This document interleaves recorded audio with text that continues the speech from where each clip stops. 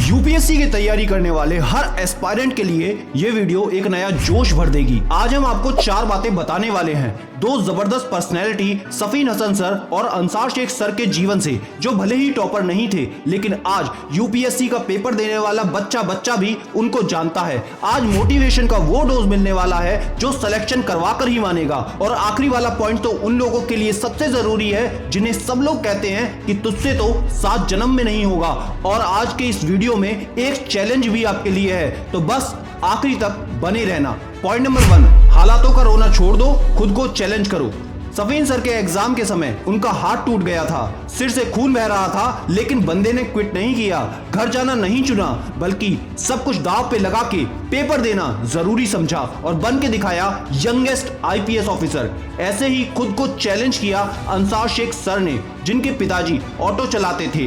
गरीबी भुखमरी से हालात इतने बदतर थे कि घर में एक बार के भोजन के बाद दूसरे समय के भोजन के लिए कोई बंदोबस्त नहीं था, लेकिन अपनी परिस्थितियों को स्पीड ब्रेकर की तरह नहीं, रॉकेट बूस्टर की तरह इस्तेमाल किया और बनकर दिखाया यंगेस्ट आईएएस ऑफिसर। दोस्तों, आज एक ऐसा ही चैलेंज मैं आपको देता हूं। इंडिया के टॉप लर्निंग प्लेटफॉर्म अनअकैडमी के Unacademy civil services championship UCSC test, जो कि 13 नवंबर को संडे सुबह 11 बजे होने वाला है, उसमें पार्ट लेने का। यूपीएससी प्रीलिम्स, जो कि हर एक एस्पायरेंट का लवासना की तरफ पहला चरण होता है, उसको देने से पहले अगर आप जानना चाहते हो कि अगर आज ही टेस्ट हो जाए तो आपकी ऑल इंडिया रैंक कितनी आ सकती है, तो इस टेस्ट को जरूर देना। इस टेस्ट में हिस्सा लेना, एनरोल करना बिल्कुल फ्री है। 60 मिनट में 50 क्वेश्चंस आएंगे एमसीक्यू टाइप, एबीसीडी वाले, और हिंदी और इंग्लिश दोनों में, तो घबराने की कोई जरूरत नहीं। सबसे अच्छी बात, अगर बेस्ट रैंक आती है तो आपको मिलेगा एक आईएएस ऑफिसर से मिलने का मौका, जो कि कई लोगों का सपना होता है, और तो और 40 करोड़ की राशि में से स्कॉलरशिप जीतने का मौका। तो यार, मुझे तो पूरा यकीन है आप में से ही कोई फ्यूचर में सफीन हसन सर या अंसार शेख सर होने वाला है। तो देर किस बात की, लिंक डिस्क्रिप्शन में है, हमारा कोड इस्तेमाल करो, एनरोल करो फ्री में और मेरा ये चैलेंज एक्सेप्ट करो। पॉइंट नंबर 2, जज्बा लड़ाई का।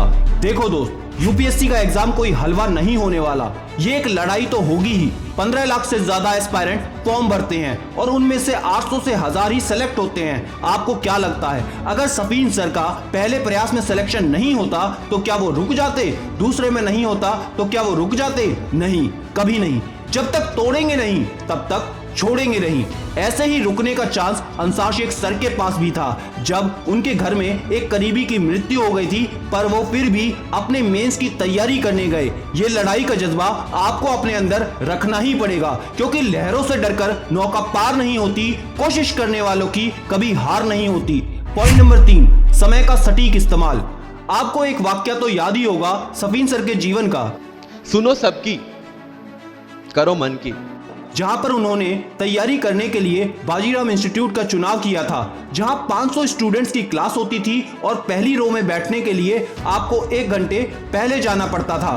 पहले पहुंचकर जहां सभी लोग उन बातों पर चर्चा करते थे जिनका लेना देना ना तो पढ़ाई से होता था और ना ही उनके खुद के बेहतर भविष्य से, वहीं सफीन सर उस 1 घंटे में बाजीराम की मंथली मैगजीन्स को रिवाइज करते थे। उन्होंने मंथली मैगजीन को रिवाइज करने के लिए उसके अलावा कोई अलग से टाइम नहीं निकाला। सिर्फ 1 घंटे रोज के रिवीजन का प्रभाव इतना जबरदस्त था कि एग्जाम से पहले वो 5 से 6 बार हर मंथली मैगजीन को रिवाइज कर चुके थे।